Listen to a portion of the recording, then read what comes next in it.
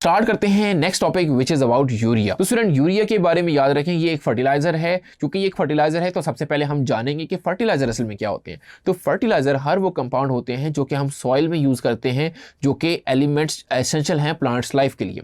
तो फर्टिलाइजर याद रखें स्टूडेंट, आपको वो एलिमेंट प्रोवाइड करता है जो कि सॉइल में हम यूज करते हैं, जो कि प्लांट की ग्रोथ के लिए वो एलिमेंट जरूरी हैं। और उन एलिमेंट में मेजॉरिटी 3 एलिमेंट ज्यादा इंपॉर्टेंट है, जिसमें नाइट्रोजन, फास्फोरस और पोटाशियम, NPK। ये 3 एलिमेंट आप याद रखें, इन तीनों की जरूरत होती है प्लांट्स को ताकि वो ग्रो करें और उनकी ग्रोथ बहुत अच्छी हो। तो स्टूडेंट आपने याद रखना है कि फर्टिलाइजर क्या प्रोवाइड करते हैं, आपको नाइट्रोजन, फास्फोरस और पोटाशियम प्रोवाइड करते हैं, जो कि प्लांट की ग्रोथ के लिए बहुत ज्यादा जरूरी है। और हर वो सब्सटेंस फर्टिलाइजर कहलाएगा जो कि इन चीजों को बना रहा होगा या प्रोवाइड कर रहा होगा। तो अब हम टाइप्स ऑफ फर्टिलाइजर को देखते हैं। तो फर्टिलाइजर की स्टूडेंट याद रखें 2 टाइप्स हैं। उसमें एक होते हैं नेचुरल फर्टिलाइजर जो कि कुदरती तौर पे पाए जाते हैं, दूसरे होते हैं सिंथेटिक फर्टिलाइजर जिसको हम लोग मैन्युफैक्चर करते हैं। नेचुरल फर्टिलाइजर जैसे स्टूडेंट मैन्योर होता है एनिमल्स का, जो कि काउज वगैरह से भी हासिल होता है, तो वो नेचुरल फर्टिलाइजर है। और सिंथेटिक फर्टिलाइजर में यूरिया आ जाता है। इसके अलावा इसमें और भी फर्टिलाइजर है जिसमें कैल्शियम अमोनियम नाइट्रेट आ जाता है, जिसमें नाइट्रोफॉस्फेट आ जाता है। तो ये सिंथेटिक फर्टिलाइजर है। और क्योंकि हमारा जो टॉपिक है वो मेनली यूरिया है, तो हम बात करेंगे यूरिया की। तो यूरिया एज ए फर्टिलाइजर हम क्यों बात करना चाह रहे हैं ज़्यादा उसकी, क्योंकि यूरिया जो है वो सबसे ज़्यादा प्रोवाइड करता है नाइट्रोजन तमाम फर्टिलाइजर के मुकाबले में, और उसकी अमाउंट स्टूडेंट 46.6% होती है। मैं इसी टॉपिक में आपको बताऊंगा अभी कि उसको हम कैसे कैलकुलेट करते हैं। फिर स्टूडेंट यूरिया का एक और जो एडवांटेज है वो ये है कि एज ए फर्टिलाइजर वो सॉइल के टेक्सचर को ख़राब नहीं करता, और वो सॉइल में जाके हाइड्रोलाइज हो जाता है, जल्दी से हाइड्रोलाइज भी हो जाता है, यानी जल्दी से इसका मॉलिक्यूल ब्रेक होता है और सॉइल को नाइट्रोजन प्रोवाइड करता है। इस वजह से यूरिया की प्रेफरेंस दी जाती है बाकी फर्टिलाइजर के मुकाबले में। आइए स्टूडेंट अब हम देखते हैं कि यूरिया की मैन्युफैक्चरिंग इंडस्ट्री में आखिर कैसे होती है। तो पहली बात आपको मैं दोबारा रिवाइज करवा देता हूँ कि आपको याद रखना है कि यूरिया को हम क्यों प्रेफरेंस देते हैं, स्पेशली कि इसमें सबसे ज़्यादा परसेंटेज होती है नाइट्रोजन की, विच इज़ 46.6%। तो याद रखिए एक और चीज़ कि जब जो भी फर्टिलाइजर आपको बनानी है तो अमोनिया की आपको जरूरत पड़ने ही वाली है। तो जो भी केमिकल की फैक्ट्री होती है, फर्टिलाइजर इंडस्ट्री होती है, उसमें अमोनिया लाजमी बनेगा ही बनेगा। तो अमोनिया को यहाँ पे हम सबसे पहले मिक्स करवाते हैं कार्बन डाइऑक्साइड के साथ, और इसको मिक्स करवाते हैं रिएक्शन चैम्बर के अंदर।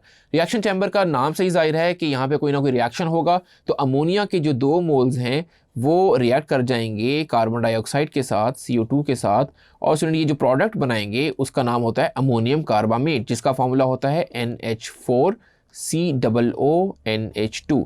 ये फॉर्मूला है अमोनियम कार्बामेट का। इधर मैं इसको लिख भी देता हूँ, अमोनियम।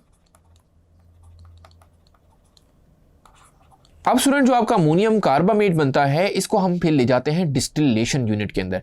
डिस्टिलेशन यूनिट में स्टूडेंट हम यहाँ पे करते हैं इसकी क्रैकिंग, और क्रैकिंग होती है स्टीम के साथ, यानी हम स्टीम पास करवाते हैं। तो ये जो अमोनियम कार्बामेट है, ये इसका मॉलिक्यूल एक्चुअली ब्रेक हो जाता है। रिएक्शन क्या होता है वो यहाँ पे हम लिख देते हैं कि अमोनियम कार्बामेट जिसका फॉर्मूला था NH4COONH4, स्टीम की मौजूदगी में मॉलिक्यूल उसका होगा ब्रेक, और ये कन्वर्ट हो जाता है यूरिया के अंदर, NH2COONH2 के अंदर कन्वर्ट हो जाता है, जो कि यूरिया का फॉर्मूला है, और इसमें बनता है वाटर वेपर।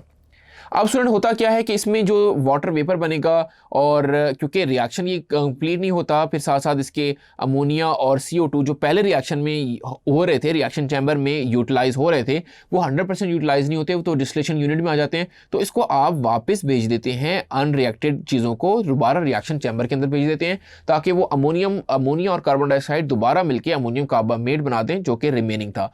तो इस तरीके से एक सर्कल सा चल जाता है, एक साइकिल सी बन जाती है कि जिसमें यूरिया भी बन रहा है। लेकिन यहां पे याद रखें स्टूडेंट, ये जो यूरिया बन रहा है ये एक्चुअली लिक्विड फॉर्म में बन रहा है। सो हमने इसको क्या करना होता है, हमने इसको सॉलिडिफाई करना होता है। कभी आपने खाद की बोरी देखी हो, फर्टिलाइजर की बोरी देखी हो, तो उसमें खाद किस फॉर्म में होती है, एक्चुअली सॉलिड फॉर्म में होती है, ग्रैन्यूल्स की फॉर्म में होती है। ग्रैन्यूल्स मतलब दाने की फॉर्म में, जिसको हम प्रिल्स भी बोलते हैं। तो स्टूडेंट फाइनली हम इसको ले जाते हैं इवेपोरेटर के अंदर। इवेपोरेटर यहाँ पे एक्चुअली क्या होता है कि नाम से जाहिर है कि कोई चीज़ यहाँ पे इवेपोरेशन हो रही होगी किसी चीज़ की।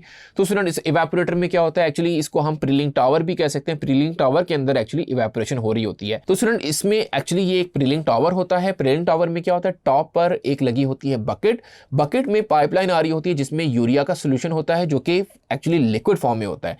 यहाँ पे याद रखें ये बकेट एक तो रोटेट होती है, साथ साथ इसमें होल्स होते हैं, छोटे छोटे होल्स होते हैं। तो एक तो ये आपको समझ आ जानी चाहिए, इसमें छोटे छोटे होल्स हैं जिसने रोटेट होना है। फिर साथ साथ इसके लगे होते हैं कुछ वैक्यूम के इवेपोरेटर। अब वैक्यूम इवेपोरेटर क्या काम करते हैं स्टूडेंट? ये वही काम करते हैं जो कि एक्चुअली एग्जॉस्ट फैन काम कर रहे होते हैं, यानी जो अंदर वाली हवा है उसको बाहर लेके जाते हैं। सो इसके प्रेलिंग टावर के जो नीचे है, अगर आप पूरे टावर को देखें तो यहाँ पे एक एयर की पासेज वे बनाई हुई होती है जिसमें से एयर नीचे से आ सकती है। वो एयर नॉर्मली हॉट होती है, तो हॉट एयर नीचे से ऊपर आएगी। जब आप इवेपोरेटर को ऑन कर देंगे तो यहाँ से एक्चुअली वो इसमें एक वैक्यूम क्रिएट कर देगा, क्योंकि हम इसको वैक्यूम इवेपोरेटर कह रहे हैं। तो वैक्यूम का मतलब कि ये नीचे से हॉट एयर को ऊपर लेके जाएगा। तो आपने याद रखना है कि हॉट एयर नीचे से ऊपर आएंगी जब आप इवेपोरेटर को ऑन कर देंगे। साथ साथ आप बकेट को भी ऑन करते हैं, बकेट मूव करने लग जाएगी। बकेट बहुत ज़्यादा हाई स्पीड पे रोटेट होती है, तो जब उसमें से पाइपलाइन में से यूरिया का सॉल्यूशन आएगा तो इन बकेट में से होल्स में से निकलेगा। जब वो होल्स में से निकलेगा तो वो छोटे छोटे दाने की फॉर्म में निकलेगा, लेकिन स्टिल वो क्या होगा? लिक्विड होगा। जब यही दाने नीचे गिरेंगे और नीचे से हवा आ रही है जो कि हॉट है, ऊपर आ रही है, तो स्टूडेंट याद रखें वो जो दाने हैं वो एक्चुअली लिक्विड से कन्वर्ट हो जाएंगे सॉलिड में, और वो दाने फिर जब नीचे गिरेंगे तो एक्चुअली वो सॉलिडिफाइड हो चुके होंगे। यहाँ पे आपके जहन में एक कंफ्यूजन होगी कि जब नीचे से एयर आ रही है तो वो तो उसको ऊपर लेके जाना चाहिए, उसको बाहर लेके जाना चाहिए। तो यहाँ पे याद रखें कि एयर की यही डिजाइनिंग हम करते हैं कि एयर की जो प्रेशर है वो इतना ज़्यादा ना हो कि वो उस पार्टिकल्स को अपने साथ ऊपर ले जाए। तो हमें पार्टिकल की डेंसिटी ज़्यादा चाहिए एज कम्पेयर टू एयर। तो पार्टिकल आराम से स्लोली जब नीचे आएंगे तो वो सॉलिडिफाइड हो जाएंगे। तो नीचे एक स्क्रैपर लगा होता है, वो उसको वहाँ से स्क्रैप करके नीचे वहाँ पे अलग कर लेता है। फिर फाइनली हम उसको ले जाते हैं पैकेजिंग की तरफ, यानी जो उसके ग्रैन्यूल्स बन जाते हैं तो उसको हम स्टोरेज की तरफ ले जाते हैं। वहाँ पे ये बोरियों में जाके पैकेजिंग की शुरू हो जाती है, तो बाद में वो फिर मार्केट के लिए सप्लाई हो जाते हैं। आइए स्टूडेंट हम देखते हैं कि नाइट्रोजन की जो परसेंटेज है वो फर्टिलाइजर में आप कैसे फाइंड आउट करते हैं। फॉर एग्जांपल स्टूडेंट यहाँ पे मैं आपको बताता हूँ, जैसे फॉर्मूला है यूरिया का NH2C double bond O NH2, यही है यूरिया का फॉर्मूला। तो मैंने आपको बताया कि इसमें जो परसेंटेज ऑफ नाइट्रोजन है वो एक्चुअली है 46.66%, राइट। तो ये परसेंटेज कैसे आती है, इसका फॉर्मूला देखें स्टूडेंट। आपको सबसे पहले एलिमेंट्स आइडेंटिफाई करना है कि नाइट्रोजन है कितने। नाइट्रोजन है 2, तो परसेंटेज ऑफ नाइट्रोजन का फॉर्मूला क्या बन जाएगा कि नाइट्रोजन का आपको एक नाइट्रोजन का एटॉमिक मास पता हो जो कि होता है 14, इसको मल्टीप्लाई कर देंगे 2, क्योंकि बिकॉज ऑफ 2 नाइट्रोजन डिवाइड कर देना है आपको टोटल, यानी जो NH2CO double bond O NH2 इसका टोटल जो मोलर मास है वो कैसे निकालेंगे? 14 प्लस 1 मल्टीप्लाई बाय 2, क्योंकि एक हाइड्रोजन का 1 होता है, 2 से मल्टीप्लाई होगा 2 hydrogen, plus 12 for carbon, plus 16 for hydrogen, plus 16 for oxygen, plus 16 for another oxygen, plus 14 for nitrogen, and plus 1 multiply by 2 for hydrogen. तो इसका जो बनेगा आपके पास बन जाएगा 60। तो इसको आपको डिवाइड करना होता है 60 से और मल्टीप्लाई कर देना होता है 100 से। तो फाइनली जो आपको आंसर मिलता है वो मिलेगा 46.66%। सो होपफुली स्टूडेंट इसी मेथड से आप किसी भी चीज़ की परसेंटेज निकाल सकते हैं, यानी एक single element divide by total multiply with 100, जो कि परसेंटेज का जनरल फॉर्मूला भी है। उस मेथड से आप यहाँ से परसेंटेज आसानी से निकाल सकते हैं। होपफुली आपको ये समझ आ गया होगा। Thank you.